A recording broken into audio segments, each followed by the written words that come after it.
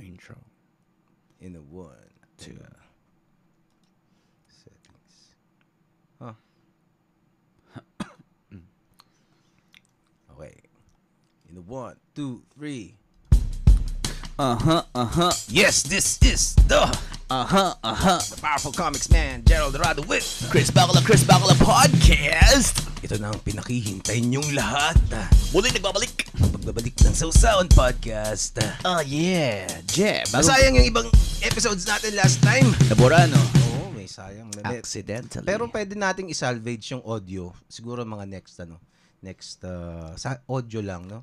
Oo nga, Ano no? gagawin? Yun talaga yung yung old school podcast ng audio lang. Ang esensya ng podcasting. Jeb, medyo nako-conscious kasi ako sa aking Alin? Ito, bagong gupit kasi ako eh. Oo nga, no? Ito, nakita mo yung scalp ko? Oh. Hindi ba siya parang brain? Parang mukha. Merong Kasi- mukha, tol. Parang may masungit na mukha. Diba kasi alam mo, Cartoons. kaya ako nasasabi sa ito, Oh. meron kasi akong kakilala na yung kanyang anit ay parang hugis brain. Hugis brain? O parang may deformity of some sort. So na-conscious ako tuloy sa anit Ay, ko parang yung aso na kulukulbutsoka. Yan ba yung pug? Hindi, may Pag ba tawag yun? dun eh. Basta Alam ko yung aso na Oh, yun. yung aso. Yung nalulukot, yung lulukot diba? yung mukha niya. Parang ganun yung itsura ng likod ng Tapos nag-search ako kasi parang feeling ko meron ako nun. Oh. And it turns out, wala pala. Normal lang pala Wala na pagkahulma naman, ng... Pero yung sa mga hindi nakakalamang, sinasabi kong condition, yung CVG. CVG. Known as... ano ba to? Teka, isa ka lang natin yan. Sige, CVG. Madaming klase ng ng CVG siguro. It's called... Convergys CVG yun eh. Ah, talaga? Oo. CVG For short. Scalp. Oh, cutis vertices gyrata. CVG. Gyrata? Oo. Grabe, yung scientific. Parang sumasayaw ng malaswa. Cutis vertices gyrata. Parang ako si Ami Austria. Bakit? Diba ganun si mas may noontime show noon na ganun eh. Scientific name siya. Si Ami Austria, yung yung... Kinensis, oo nga. Panenensis. Yung bullshit na yun. Cutis vertis gyrata. Ayan. Tingnan natin yung tsura niya. Parang Yan. Grabe, no? Diba? So yan yung meron akong kakilala na ganyan, yung itsura ng kanyang. It turns out, sa likod lang yan ng scalp makikita eh. Totoo ba to? Totoo yan. Oh my God! Tignan mo, pwede ko bang basahin ang ibig sabihin, bro? Sige. Ito, primary non-essential CVG can be associated with neuropsychiatric disorders including cerebral palsy, epilepsy, seizures, and ophthalmologic abnormalities, most commonly cataracts. Secondary CVG. Connected dyan? Oo. Kaya nga, So, may primary non-essential, tas merong secondary CVG. So, yung secondary CVG daw occurs as a consequence of a number of disease or drugs that produce changes in scalp structure. Oh. So, posibleng due to, kunwari, may hair loss ka, marami kang ginamit na, na mga meds, pwede ka yata makapag-develop ng Grabe, CVG. no? Ito, how do you get rid of wrinkles on the top of your head? Taka lang. Lalo pa siguro pag no? Pag, buta kaya ng mga Rosmar yan? Ng mga pinapahid pa. Oo, di ba may mga nagbebenta siya ng mga ganyan, ha? Ito, dahil sinerch ko yung dog with wrinkly face. Ito, Doge de Bordeaux, Bulldog, Basset Hound, Bloodhound. Yan ba yan? Oo, yan. Yung bulldog na... Meron pang iba eh. Yan, yan, tinan mo yung tsura niya. Yung parang, yan. Dapat ako nag-send dyan eh. Bulldog wrinkly face. Ano to? Dog with wrinkled face. Ano kaya itsura? Tingnan ko. Mukha siyang may CVG itong aso. Ay, connection issues tuloy. Nawala. Ito mga ganito. Ano yan, yung mga dito? ganyan. Hindi ba yan, bro? Yan. Chow. Pero ang cute niya, di ba? Hindi mas siya, yung CVG parang nakakadiri. Sa aso cute siya pero sa anet ng lalaki parang hindi no? Lalo kung babae siguro, di ba? Oo. Pero bihira lang daw sa babae nangyayari yun mostly sa mga lalaki. And yung friend ko, yung kakilala ko niyon, meron siya. Ang hindi ko lang alam, aware ba siya kaya? Kasi nasa likod yun ng ulo niya. Ako, bihira ko lang mapansin yung ulo ko. Ngayon ko nga na napansin kasi nga, di ba? yung camera ayan, May mukha yun. May mukha. Ito yung mata, tas ilong. Di ba? Ano ba yan? Di ba? May siya, may shape siya, Pero merong di ba, yung likod ng ulo ni Dana White, parang may mukha rin eh. Talaga? Oo nga. Teka, Dana White, back of head. Back of the head of Dana White. Pero sabi nila, okay lang daw tong ulo ko kasi hindi raw siya sobrang flat kaya maganda siyang tignan pag kalbo. Ayan So, may CVG din? Merong slight. Pero baka pag Ay, oo, siya, bro, diba? may CVG siya. Oo. Tangina, yan. Naghahanap pa tayo ng mga iba't ibang example. Ayan, si Dana White, may CVG. Ayan, nakita mo parang may smiley. Bro, may CVG siya. Diba? Pwede bang i-zoom in yan? Ito? Yung kay, ito. Ito. Sige natin. Yan na yung pinakamahal. Ayan, may CVG siya. Meron nga, may CVG siya. Pero dito, pero hindi sa harap. Doon pa lang sa likod. Yung sa kakilala ko dito, sa taas. Please, somebody please tell me what's happening with Dana White. Gago no? Ay, pero kasi baka, ito, medyo mataba pa si Dana White dito eh.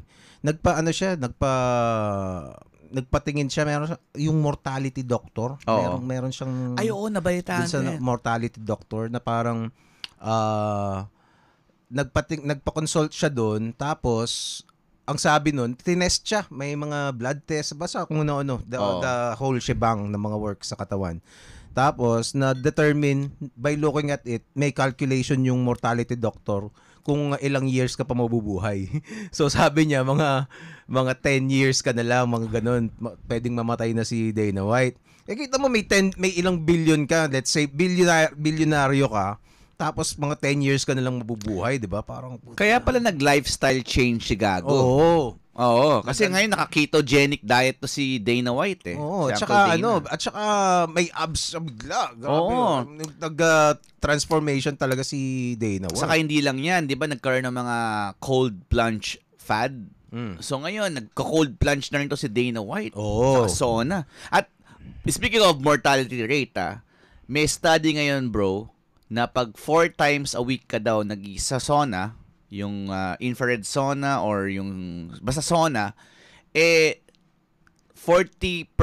daw yung increase mo sa longevity mo.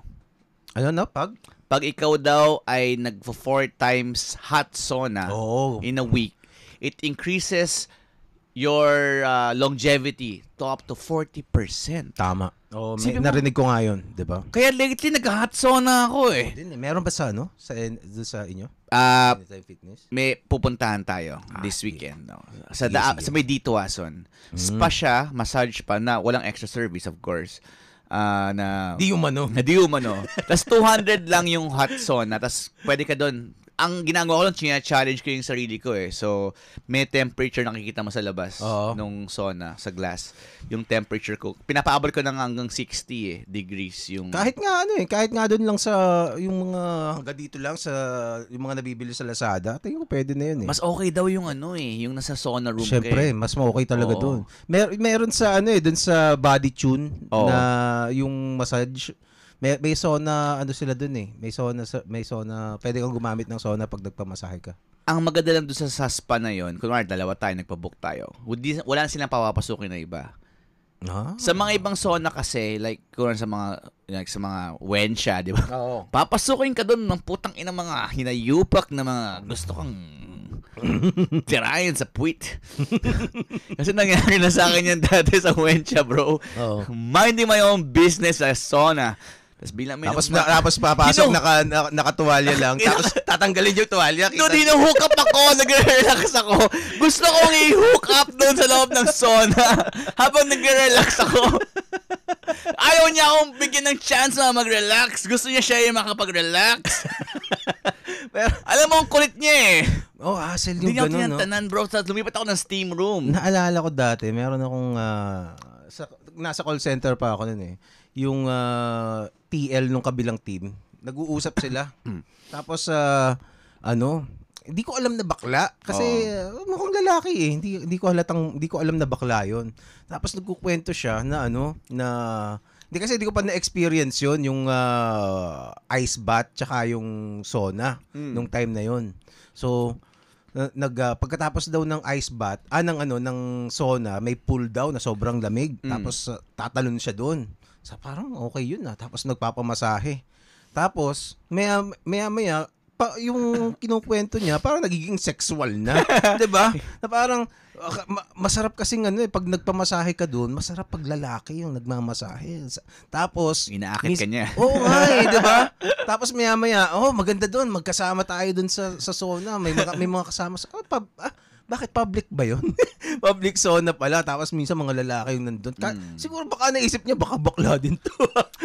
Or malamang hindi niya naisip na bakla ka, pero baka pag na-try mo, oo nga baka magustuhan mo. Alam mo yung parang, try mo lang bro. Baka ma-enlighten ako. Parang kunwari may restaurant ka na gustong-gusto, tapos ako hindi ko pa natitikman. Bro, punta ka lang doon, tas ubo tayo doon, magkasabaw ka muna. Oo nga Ganun lang siguro yung gusto niya maging experience mo. Ang sinasabi niya, sa daw yun, sa Rojas Boulevard doon, ang mga Japanese daw yung may-ari. Tapos Japanese yung pangalan. Sa Rojas Boulevard, sabi medyo malayo yun Diba? Si Dahmer, dinadala niya sa Koreans pa yung mga niya. Ganun. Mga biktima. Hindi ko pa pala napapanood yung kasi yung mga Koreans pa pala sa US talamak ang mga hookups doon. Kasi may mga steam room, may mga pool. Tapos after nun, pwede kayong doon sa massage room. Tapos pwede kung ano-ano gawin nyo doon after na massage. Sa di ba? Sa Fitness First, may sauna, may public sauna. Ay, nako. Di ba tinapit na natin yan? Di ba? Doon sa mga gym, malalaking gym, di ba? Pero ikaw nag-name drop ka, i-blip mo yan. Di man natin alam. Di ba? Pero ang sinasabi ko lang, hindi malabo. Pero maraming haka-haka. Nagkapuwetan dyan. Maraming haka-haka. Actually, bro, ito nasa gym industry ako Di umano. May mga rumors na ganyan. Na hindi na nga workout yung ipinunta doon sa gym. Kasi nagrereklamo din yung mga ibang kakilala ko na dati doon sa gym na yun, na-mention mo na, alam mo, hindi na ganun nung time namin Talagang nandun sila para mang-hook up na. Mag-workout ng saglit, tas banyo. Or steam room. Tapos yun na. Well, wala namang control yung dun yung gym, yung may-ari. Kung ano mang gym yan, kung Fitness First yan, kung may facility ka na ganun, di mo naman makokontrol yung yung tawag dito, yung gagawin ng mga members nyo, di ba? It just proves to show na as a male, kahit bakla ka na male, ang lilibog talaga natin, bro. Wala tayong pinipiling lugar. Wala kang makita ganyan sa mga babaeng, di ba? Hindi mo rin masabi. Pero wala akong makitang kung meron man, hindi siya ganun ka-significant. Hindi talamak. Mas the majority hindi siguro. Ka lalapitan doon sa sauna habang nagre-relax ka tapos parang pogi. Konting-konti lang. Konting-konti. Merong ganun. Merong ganun. Meron namang mga ganun. Kasi meron nagano sa akin sa sa jeep. Pero hindi sila openly yung parang pwedeng landiin ka, pero hindi openly na, tara, puwetan kita. Hindi yung ganun na parang, sige, parawas lang tayo dito saglit sa CR or sa banyo or sa damuhan. Walang ganun Para sa longevity ito, Chris. Ito, sakto ito yung kay Dana White dati. Dati ganyan yung itsura niya. Oo nga. Tapos, tino mo yung chest niya. Tapos ito, Dana White shows off six-pack and stunning body transformation after he was told he had 10 years to live. Grabe. Yan, hindi lang yan basta exercise lang. May TRT na kasama yan. Tama. TRT. Kasi bro, nakita mo ba yung latest na video ni Joe Rogan? Yung nag-dip siya sa cold plunge. Tanginang buwisit yun. Na-insecure ako ng bahagya kasi nasa fitness industry ako. Bakit wala akong six-pack? Kaya gusto ko na tuloy mag-TRT. Actually, parang napag-usapan na yan natin dati yan Diba? Tapos nakita mo yung edits niya na bakit sa kanyang underwear. yung mga comment ng mga lalaki doon Oo nga Dude, kahit nasa malamig pang ice bath si Joe Rogan, never nag-shrink yung kanyang package. Yung walang iya kayo, yung pa yung nakikita nyo. No? Oy, pero yung si Joe Rogan may mga podcast. Oh, diba? Hindi ko pa napapanood eh. Kinukwento mo sa akin kanina si Bobby Bobby Lee. Oh, first ever. Oy, pero sa mga sa mga nanonood ng podcast, panoorin niyo yung mga itong si Bobby Lee, isa yun sa mga paborito ko na podcast. Oh, grabe yun. At saka comedians din. Yung Bad Friends. Kasama Santino. niya si Andrew Santino eh. Tapos kasama niya si Rudy. Si Rudy Jules. Yung Pinoy. Pinay. Oh, yung Pinay. May Pinay doon. Tama. Tapos, basta sobrang adorable nung babaeng yun na parang mukhang katutubo. Pero kumbaga parang gumaganda siya dahil sa personality. Meron ba siyang Filipino accent? Parang wala, no? May konti pero hindi halata. Well, Filipino English yung gamit niya. Pero it's a great Filipino English. Parang yung mga Pinay dito sa Pinas. Oo, na sosyalera. ganon. Magaling mag-English. Pati yung utol niya, magaling ding mag-English. Pero yung itsura niya medyo exotic. Oh, exotic ha. Si Rudy Jules. Doon medyo discriminatory yung ating mga kababayan. Na pag morena ka, mukha kang taga-trike. Alam mo na parang trike patrol. Di ba parang napaka-discriminatory din yung mga Pinoy. Actually, mukha talagang trike patrol di ba? si Rudy Jules. Doon sa mga di nakakalam kung ano yung trike patrol, i-search nyo na lang. Tapos tingnan yung mga klase ng mga babaeng kinakangkang ng mga Amerikano doon. Oh, baby. Kaya nga sinasabi nung mga di ba, na merong mga babae na nagagalit pag sinasabihan sila ng tawag dito ng mga puti na maganda. Dahil? Diba? Anong kala nyo sa akin? Na mukhang mukhang trike patrol. Mukhang trike patrol. Pwede yung videohan, ganun. Kasi ganun yung usual na itsura ng mga kinakangkang ng mga trike patrollers. Diba? Kasi yun yung mga game. Diba? Kasi, let's just face it. Okay. Yung mga puti, pag nakakita ng ganang mga Pinay, nagagandaan sila kasi it's something that they don't usually see sa kanilang country. And yung mga Pinay din, nagagwapuan sa mga puti na yon kahit na ang pangit sila, di ba? Kasi number 1, may pera sila. And number 2, malalaki yung mga edits nila. Ito, yung Bad Friends. Yan yung maganda yan. I-recommend ko yan. Nakakatawa yan si Rudy. Saka kung ako bastos, ay panoorin nyo si Bobby Lee. Tingnan nyo kung gano'ng ka-crush yung hype na yan. Tsaka siya, ang nakakatawa dyan, well, tingnan nyo na lang.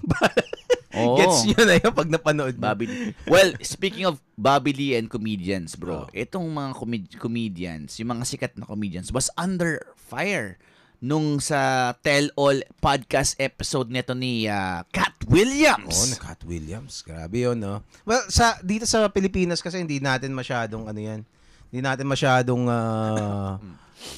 wala tayong masyadong pake dyan kasi Hollywood news yan di ba? Pero,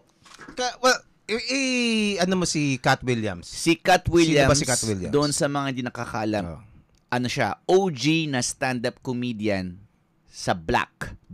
Kung ako kasi nung simula nung high school ako, very fan ako ng Black culture. Even the way that I talked when I was in high school was Ebonics.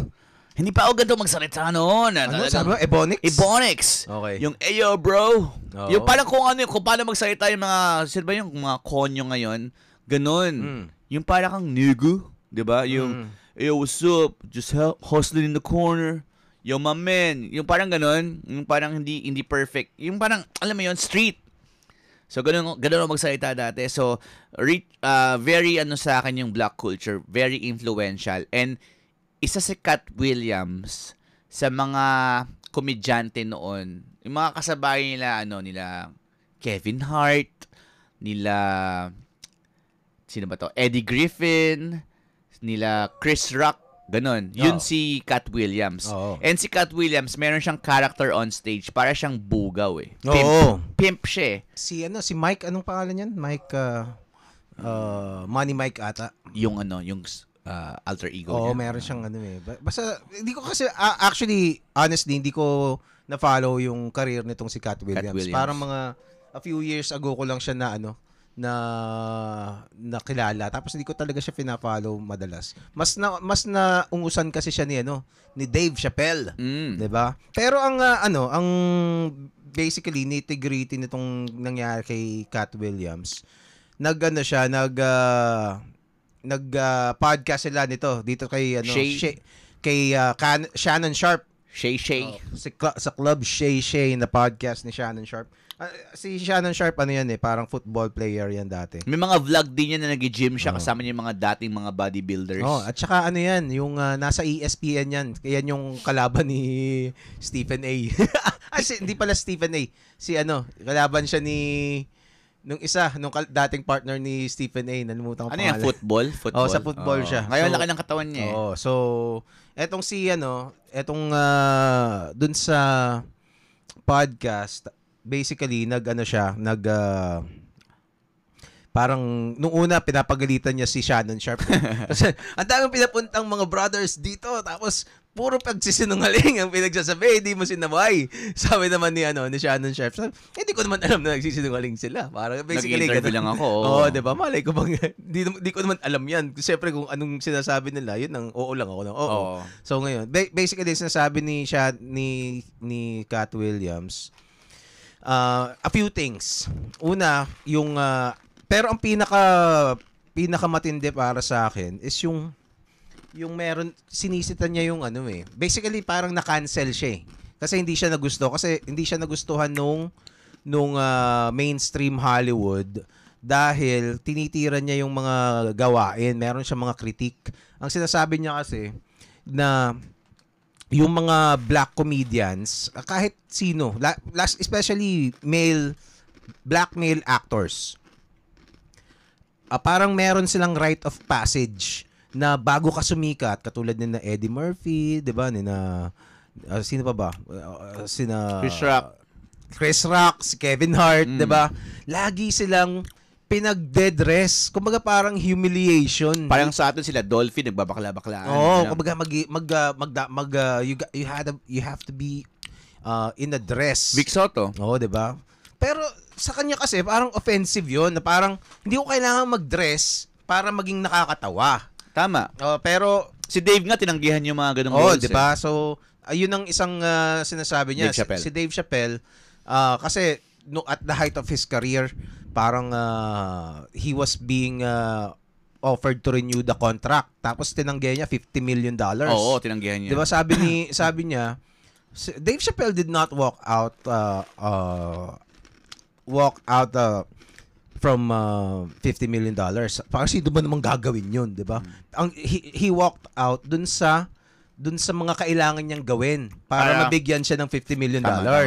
Di ba? So, kumbaga yung dignity niya, kumbaga may $50 million ka, yun nga lang, gagawin kang Dolphy na, hindi naman Dolphy na yung legend na Dolphy, yung mga let's say yung pagdadrag na hindi niya gustong gawin. Pero yun nga bro come to think of it dito bumalik tayo sa local.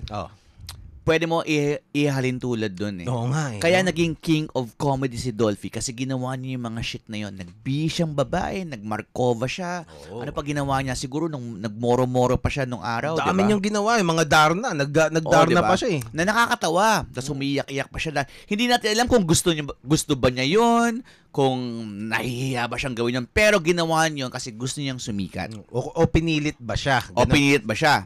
Pero kung ano man yun, nakikita natin yung end result na. Like ngayon, sila Kevin Hart, yung end result na, di ba? Okay, nag-dress ka noon Kevin Hart, pero sino ba si Kevin Hart ngayon? Di ba? Yun ang sinasabi ni Cat Williams, na parang for Hollywood to give you its blessing, na parang kasi sa kanila kasi actually hindi ko gusto kina Dave Chappelle at saka dito kina Cat Williams, although I'm a big fan of them sa comedy nila. Ano pa rin sila, stuck up pa rin sila dun sa race card at saka basta race topics na kaya sila offended.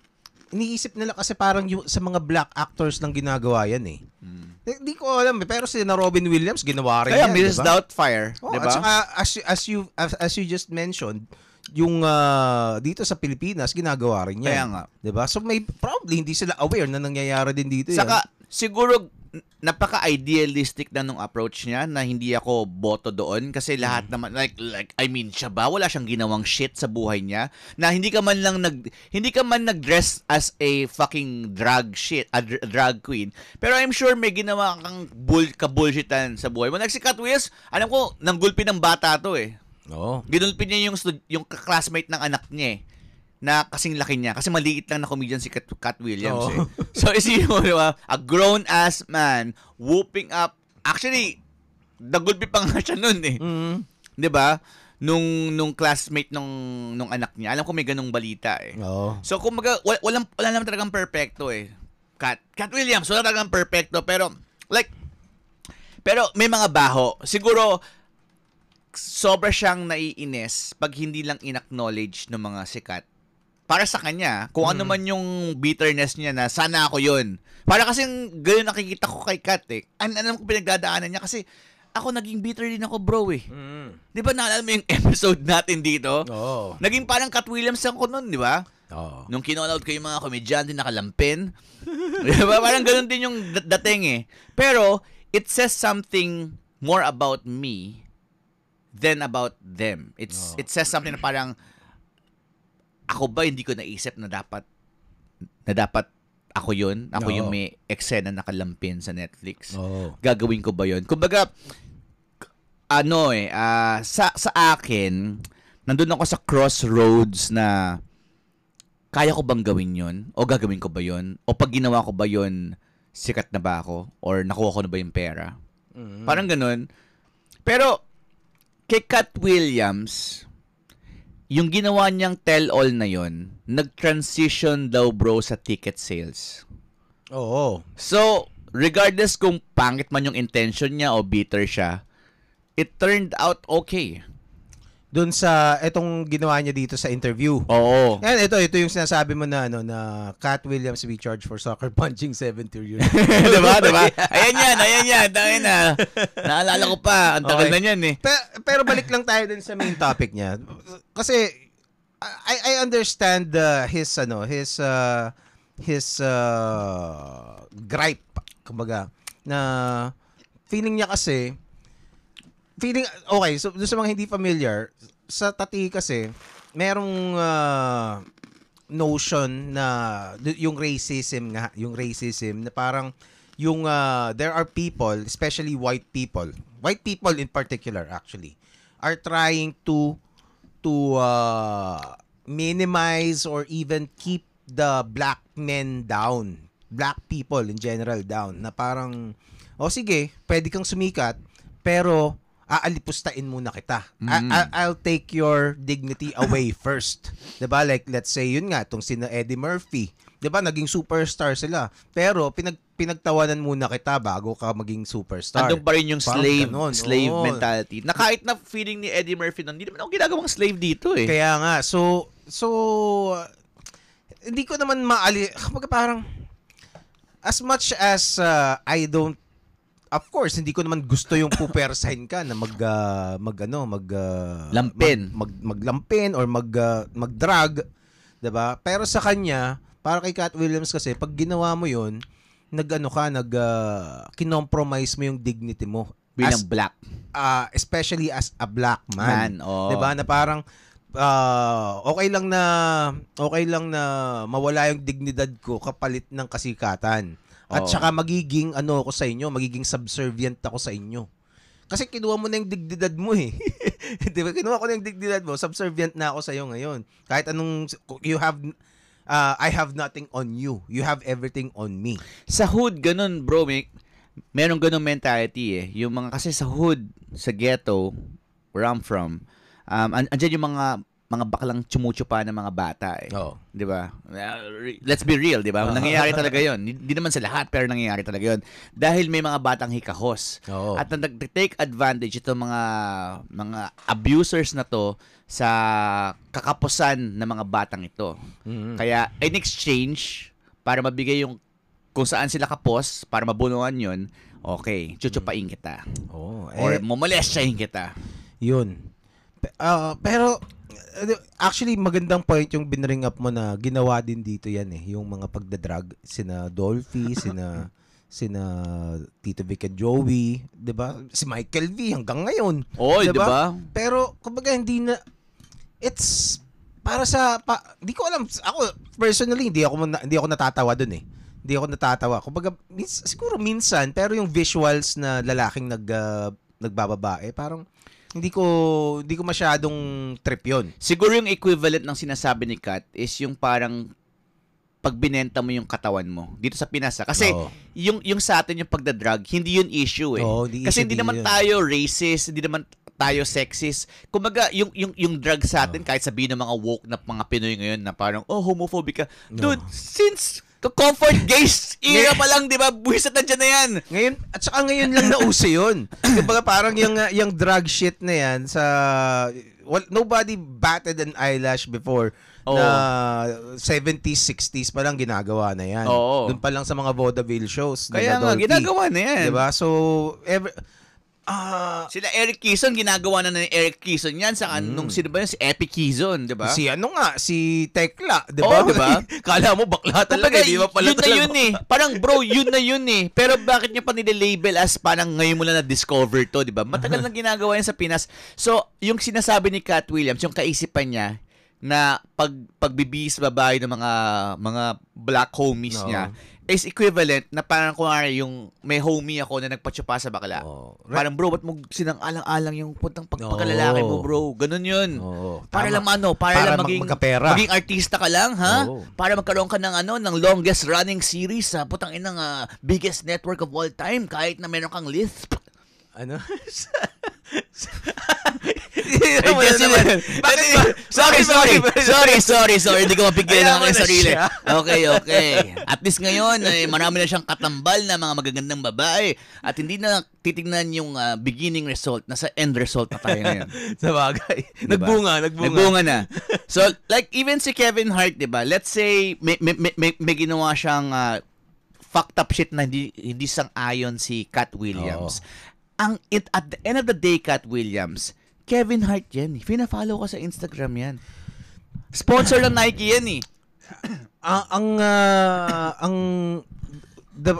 The black people kasi especially took itong mga ginawa niya as a protest or a fuck you to the supposed Illuminati. Well, naniniwala naman ako sa Illuminati. Totoo? na merong mga Illuminati in the sense na ito yung mga taong nagko-control sa Hollywood, 'di ba? Na parang kasi basically mga tao behind the status quo sa US na syempre influential sa buong mundo, 'di ba? So nandiyan yung mga tawag dito, mga BlackRock people, 'di ba? Yung mga Soros. Hindi ba yan Davos, mga World Economic Kasama na rin 'yun. Kasama na rin 'yun, pero yung Davos kasi more on global 'yan. Yung sa kanila mas yung Hollywood elites, yung mga political elites, mga tech elites, 'di ba, si Zuckerberg, kahit si Elon Musk kasama diyan. So parang kasama sila doon sa alleged Illuminati. Yung mga tumatambay sa isla ni Epstein. Jeffrey Epstein. Na kumangantop ng mga minor de edad. Pero to. Itong si Gibeloy, bro, na hot seat. Bakit? Alam mo ba? May mga nagdedemanda na mga 17 years old nung araw na lumaki na ngayon na inabuso daw niya. Dahil siya ang anak ng Diyos at nilalaro-laro ang kanyang mga itlog. Di umano. Yun ang aligasyon. Pwede ba natin tignan? Kasi magkakarelate to lahat eh. Sige. Magsalita ka dyan. So, yun nga.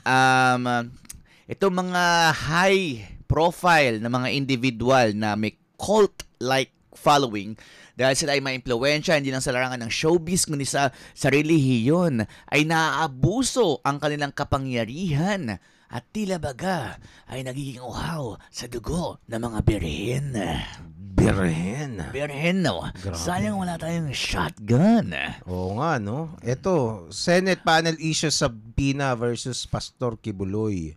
Ongoing yan ngayon, bro. Pero hindi niya pinuntahan. Kibuloy skip Senate probe in religious groups alleged human trafficking, sexual abuses. Mga followers niya yan, bro. May mga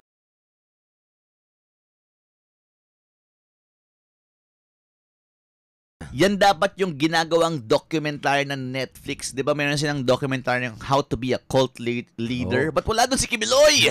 Ito, medyo siguro neophyte pa si Kibuloy pagdating dyan. Kasi may mga mas matindi talaga sa kanya. Bro, tinan mo, 2 Ukrainians. 2 Ukrainians. Of Filipino woman accused Kibuloy of sexual abuse at Senate hearing. Totoo ito ba yung yan yung 17 years old noon na ngayon ay tumanda na. Actually yung meron ako napanood na podcast na isang nagsasabi diyan Isang nagano diyan. Siya ba yung SMNI? Hindi Oo. Siya may-ari ng SMNI. Kaya nawala 'Di ba pinatigil yung pag-broadcast noon Well, kaya siya na si Decent Teneros na gano'n niya. Pwede natin pakinggan? Sige.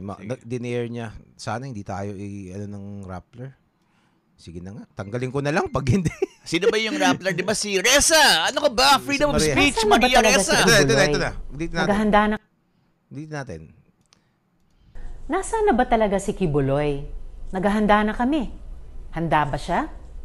Kung handa na siya, magpakita na lang siya sa Senado. Siya ang sentro ng mga paratang ng mga biktima, kaya siya ang dapat sumagot. Because we're also looking at the Department of Justice issuing an immigration lookout bulletin order o whole departure order. Magpapadala ako ng formal na sulat sa DOJ para sa mga ito. The subpoena has been issued by the Senate Committee in the competent exercise of its legal mandate. So, Kibuloy, magpakita ka na. Dude, tanda mo, anak ng Diyos yan si Kibuloy. Di ba? Self-proclaimed. Senator Riza, stop! Dude, so, dito natin makapatunayan. Saludo po kami dahil sa sino ba yung nag-rap doon? Rafi! Huminaw ka, Rafi! Daka lang. So, diba, dude, from the Illuminati, ito yung Illuminati version natin. Si Kibuloy. Hindi pa rin. Iba yan sa iba yan. Pero balik muna tayo kay Senator Riza.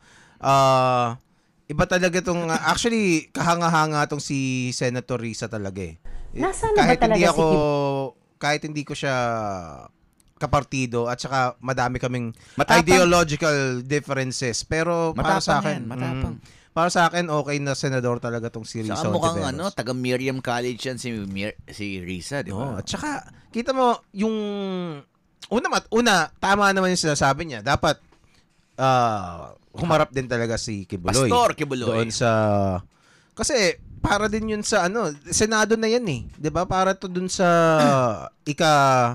sagutin niya yung mga paratang. Si Jesus nga 'di ba?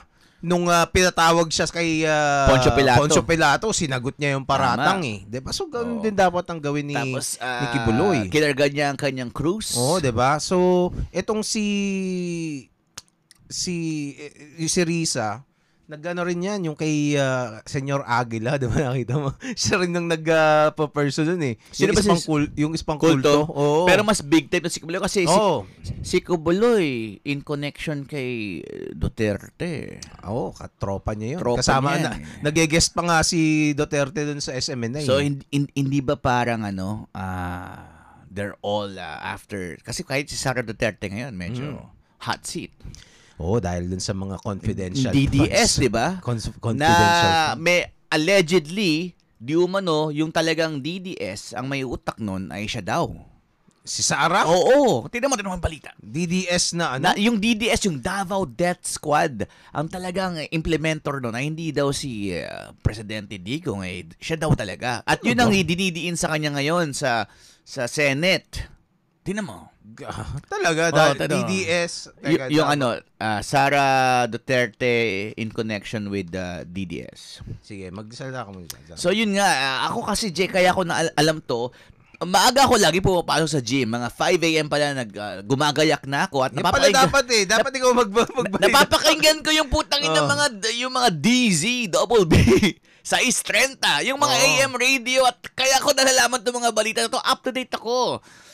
Tingnan na pakinggan natin to. Ito yung mga topics sa AM radio kung di kayo nagigising ng umaga. Marcos Jr. rules out cooperation with an international probe on the Duterte administration's drug war. His categorical remarks followed a challenge from a senator. Lipat natin to. Teka. itinangging may kinalaman siya. Ito, mas maiksi. Ayan. Mariing idiniin ni Vice President Sara Duterte na wala siyang kinalaman sa Davao Death Squad. Kabilang ito sa mga iniimbestigahan umano ng ICC dahil sa Tokhang Operations. Nakatutok dahil si Ian sa Cruz. ICC. Pero maraming rumors na. Handa raw harapin ni Vice President Sara Duterte ang anumang akusasyon sa kanya, ngunit haharap lamang siya sa isang Filipino judge sa hukuman sa Pilipinas. Ito ang idiniin ng bise matapos lumabas ang ulat na kasama umano siya sa mga akusado sa International Criminal Court o ICC na nag-iimbestiga sa isinasagawang war on drugs si dating Pangulong Rodrigo Duterte. Sa ulat, sinabi umano ni dating Senador Antonio Trillanes IV na may ilang testigo nagsabing noong nakaupo pa siyang alkalde ng Davao City, pinayagan daw ni Inday Sara ang pagpapatuloy ng Tokhang Operations sa pamamagitan ng Davao Death Squad. Tugon ng bise sa mga taong nakaupo siyang mayor at vice mayor. Siguro hindi siya yung nagpasimuno, pero minana niya. 'Di ba? Kasi parang bata pa siya nung nagsimula yung naririnig ko na yung Davao Death Squad na yan eh. Diba? Kailan ba nag-hit yan, yung DDS na yan? Well, itong matindi dyan sa genius na ginawa ng mga Duterte camp. Kasi yung Davao Death Squad, 90s pa lang naririnig ko na yan. Sa Davao, merong Death Squad. Davao Death Squad. Tapos, parang mga vigilante group. Vigilante group. Tapos yung nga daw, si Digong nga daw ang may ang namumuno. Tapos nagmumotor, nag-Harley Davidson siya. Tapos nag-hunt down ng mga kriminal. di ba? Ganon. So, Davao Death Squad. Tapos meron siyang grupo talaga. So, ngayon, negative yung connotation noon. Kumbaga, vigilante na masasamang tao yung Davao Death Squad. Pero ang ginawa ng ito yung brilliant move na ginawa ni Mocha. I think si Mocha Uso nang gumawa nito eh. Binigyan niya ng ibang ibig sabihin yung acronym, yung parang DDS. Ginawang tanga-tanga. Hindi, ginawa niyang Duterte, diehard supporter. Kaya nga, parang ngayon pag sinabing DDS, parang kunwari, hindi ka inline sa normal na filosofiya, parang, tanga na, DDS ka kasi. Parang gano'n yung dating, parang, ibang aspeto na yun. Pero ang sinasabi ko, ni-rebrand niya yung DDS from Davao Death Squad na nakakatakot to something light and something na positive for Duterte. Na hindi na in relation to being a vigilante, no? 'Di ba? So, ang galing ng marketing doon, and she pulled it off. Kumbaga na yung opposition back then allowed it. So nawala na yung takot pag sinabi DDS. 'Di ba? Pag sinabi DDS 'yan, may DDS diyan. Bawa, kung let's say nasa Davao ka, may DDS diyan. Supporter lang din Duterte. Si Attorney Siditango nga, pag meron siyang kaaway, tanga na DDS kasi. Ganun na yung term niya. So parang may DDS, tanga-tanga ko talaga DDS. 'Di ba? Parang ganun yung dating. Well, may mga tao na pag ang tingin doon sa mga DDS talaga. Kasi unang-una parang sinusuportahan mo yan sa sinusuportahan mo yung DDS ka, so sinusuportahan mo yung Tokhang, 'di ba? Parang ang tanga mo naman, 'di ba? Alam na obvious masama yan, 'di ba? Si Nico David, yung ating kaibigan, may kalaban na DDS. Kasi naman Mariing idiniin ni Vice President Sara Duterte. Si Nasasot. Yan ang bagong kampo ni DDS ni Nico David. Ang bagong laban sa buhay. So kaya ako naman na ihalin tulad itong si Kibuloy sa Illuminati kasi marami siyang connection sa mga big shit like presidente, tapos 'di ba? Magkakakonekta lahat eh. Maaring kung noong panahon ni Duterte, maaring parte siya ng Illuminati. 'Yun ang iba kasi sa atin eh. Yung politics kasi natin, magkakaaway tayo yung mga personalidad. So ngayon, tong si Duterte, wala na, hindi na siya yung presidente. Pero dati siya yung pinakamalakas talaga, 'di ba? Kung presidente pa rin si Duterte, malakas pa rin 'yan eh. Yun nga lang, hindi na siya presidente. Ang malaking pagkakamali kasi itong si Sara, nauto siya ni na Marcos eh. Sinong Marcos? Bongbong. Di ba yung company na Bongbong, kung sino man na maging vice president? Na maging vice. Kasi nung 2020, pag tingnan mo yung polls, yung surveys, leading talaga si Sara. Ang layo niya kay Lenny tsaka kay Bongbong. Talaga? As in malayo. Na let's say nung nung 2019, year before mag-election, mga October, ang taas na nasa 50 plus yung rating ni Sara eh. Sina Bongbong nasa 21 lang. 'Di ba? So talagang landslide.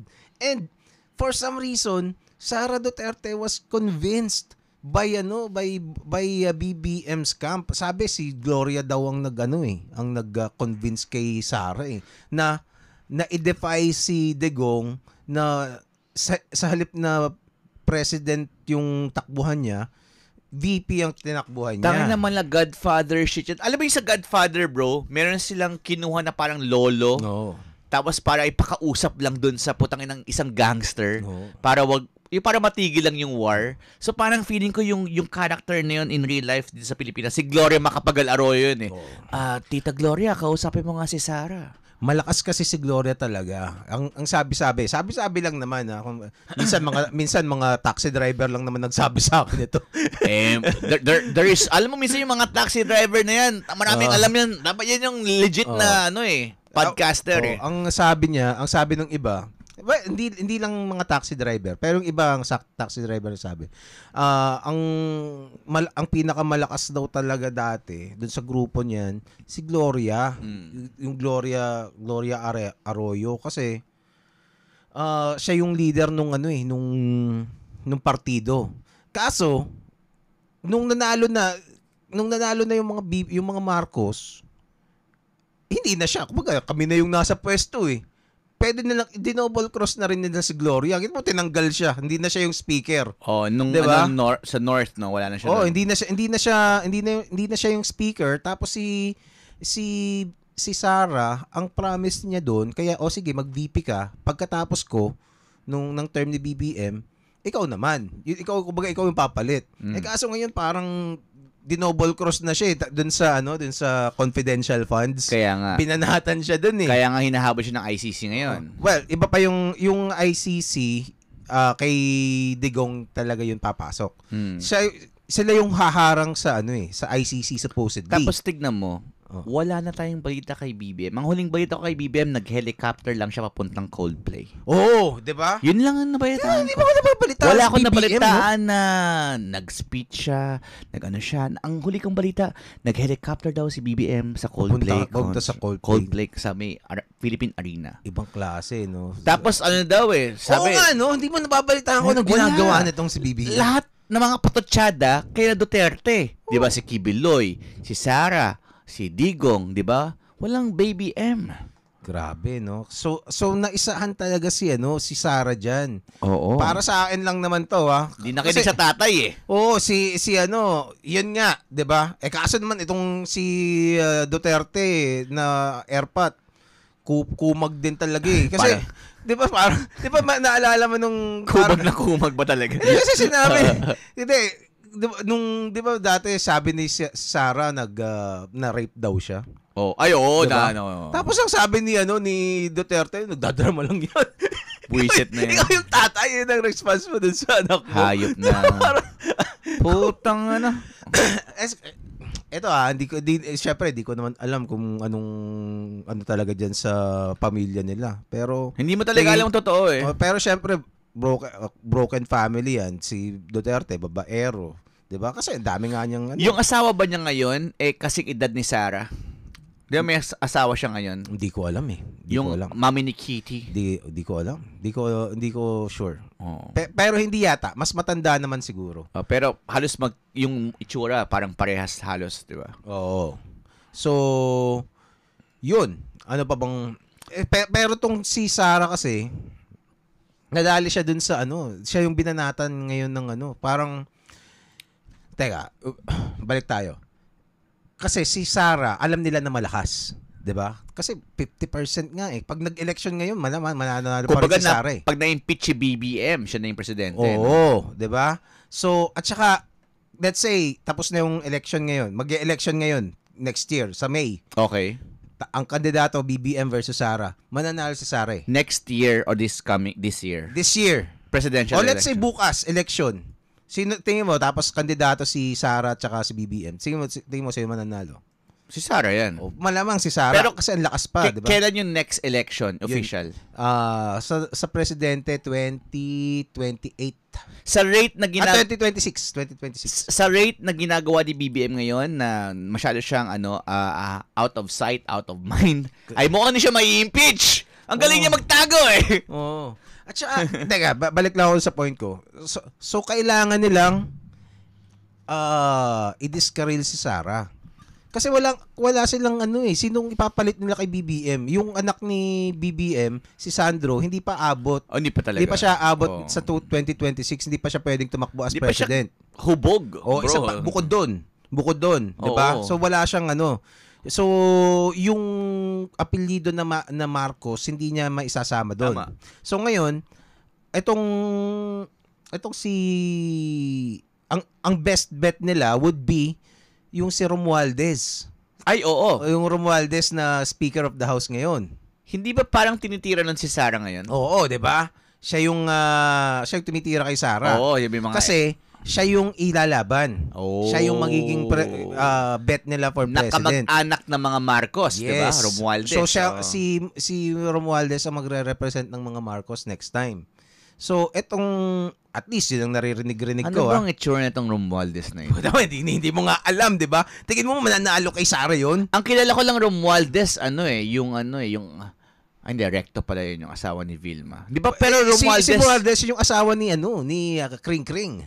Sino si Cristina Gonzalez. Yun yung tumitira kay Sara ngayon? Oo. Gopings yun na. Gopings yun. Mistiso yun.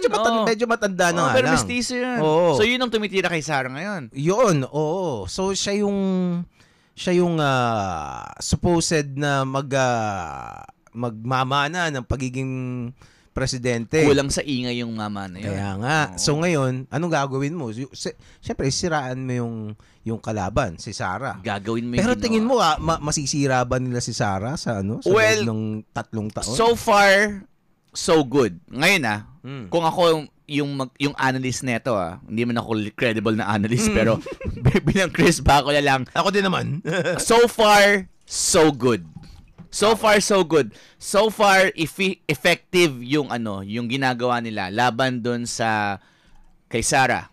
At ako, nakikinig lagi ako ng AM radio. Mukhang things are looking bad. Nasusway ka ba sa mga pinagsasabi kay Sara? Hindi pa sa ngayon, pero effective siya para pagtuunan ko napansin ano ba yung issue kay Sara. And pag nalalaman ko yung mga information, okay, Davao Death Squad, okay, war against drugs, bumabalik, kumbaga, wala na si Duterte sa eksena Ikaw na yung next to Duterte. So, mamanahin niya yung hate ng mga supporters ni Lenny siguro papunta sa kanya. So, doon siya masisira.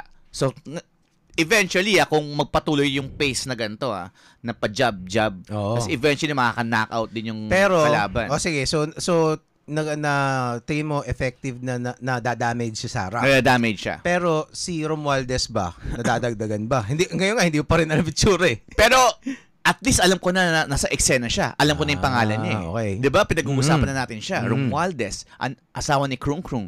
Krung ba? Di ba? Okay. Di ba parang ngayon hahanapin mo siya at kung ikaw nakikinig ka ng podcast ito, malamang ginugol mo na yung mukha ni Romualdez Teka, pakita na natin yung itsura ni Romualdez. Hindi na naman kayo pahihirapan mga sausaw.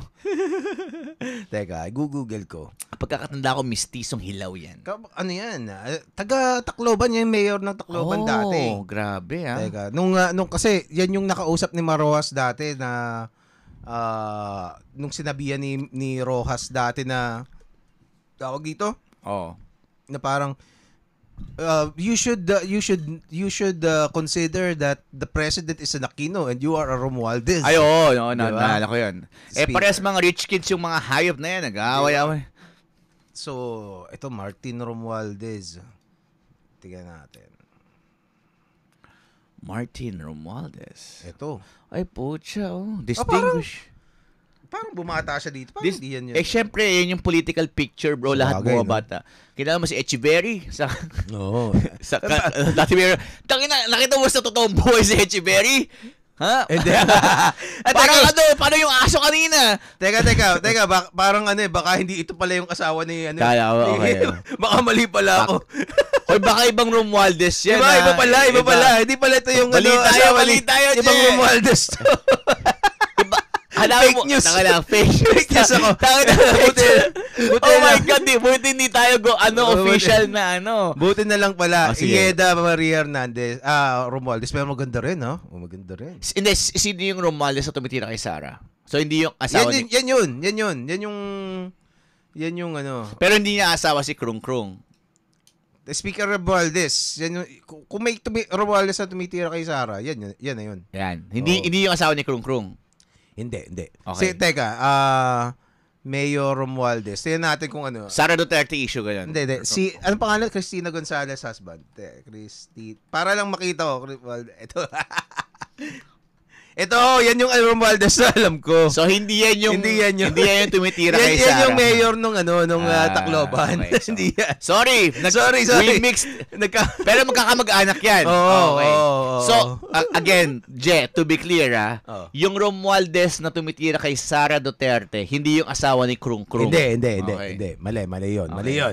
Ang tumitira kay Sara Duterte, ang pangalan niya ay si... Itong Martin Romualdez. Ayan. Ano yung itsura niya?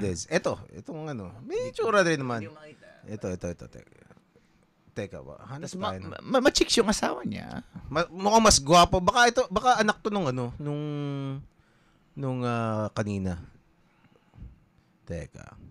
Ito, nag-fist bump pa sila. Butcha, Ito, Speaker Romualdez siya yung pumalit kay GMA Settled, Speaker Romualdez represent PGMA, settled differences or temporary, hindi ko na. Basta ganun. Grabe, no? Oo. So, turn of events. Parang parang ang dating sa akin, di ko alam as a layman watching. Parang, kasi si GMA ang supposed na maging speaker tapos parang kinudeta siya. Turn of events. Tinanggal siya, di ba? Parang dinouble cross nila sa GMA. Diba? Alam mo tapos wala siyang nagawa even though siya yung powerful. Alam mo ba, Je, kaya hindi ko masyadong kinokontra yung nung sinabi mo sa akin na parang nalaman mo yung impormasyon mo sa isang hamak na taxi driver. Oo. Kasi tandaan mo tong mga taxi driver, marami nasasakay ito. Kaya nga. Diba? At minsan tahimik lang sila. Nakikinig lang sila kung ano yung mga... Kung may pumatay. Parang tangina. Minsan iingay ng mga tao sa taxi. Kung tayo dalawa sumakay ng taxi. Diba? Nag-uusap lang tayo dalawa sa likod tapos siya nakikinig lang siya. Tol, nung last time, di ba galing ako sa inyo?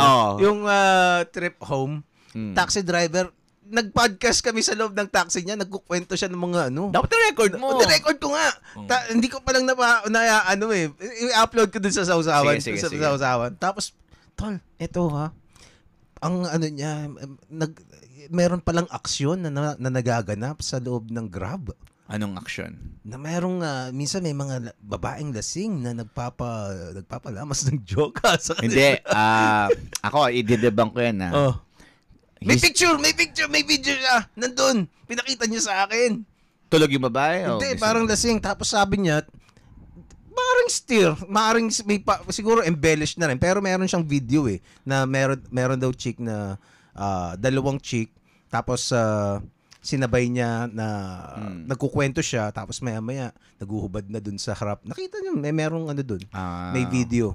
Tapos inakyat niya raw dun sa kondo. Tapos sabi niya nabanatan niya raw.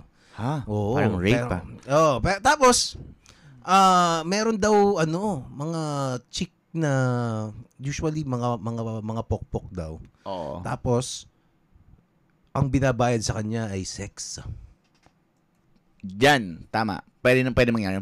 Pero yung yung legit na chick yung na hindi pokpok doon ako medyo question mark. Kasi bro, nung may Uber pa, nung wala pa akong idea sa podcast, pinapodcast ko din itong mga Uber drivers na to.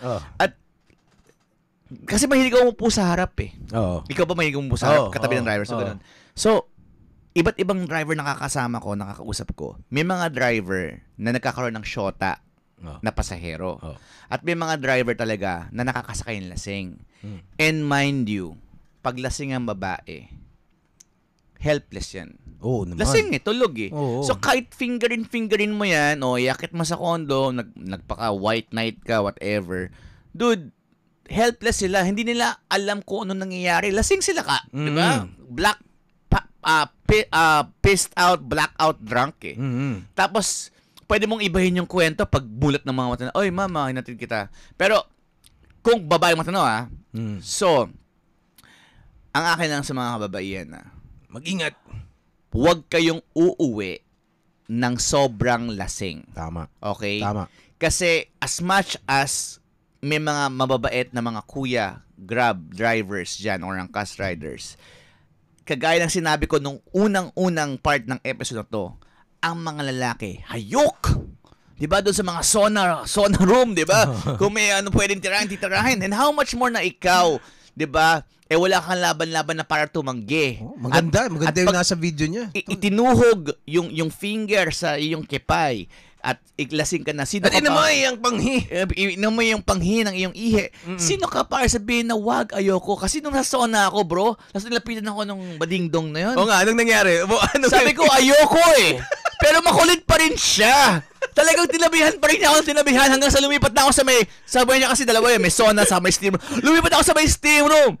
At pagdating sa steam room, limang mga baklava ang nandoon at ako'y na-corner na parang puta pete. Napasama pa.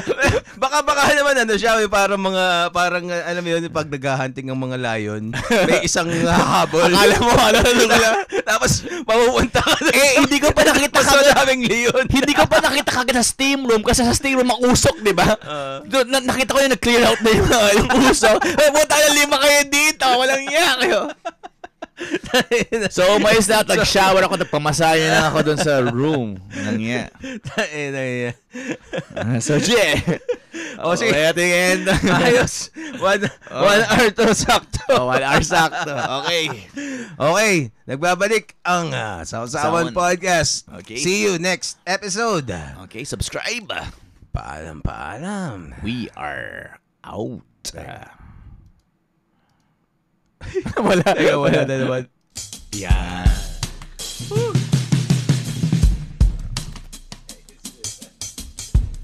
Ay, nako. Okay yung episode na yun, Oo. Mga current events pa, Hindi na basta so-so. Okay, si Wamos. Nice. Yan maganda sa natin.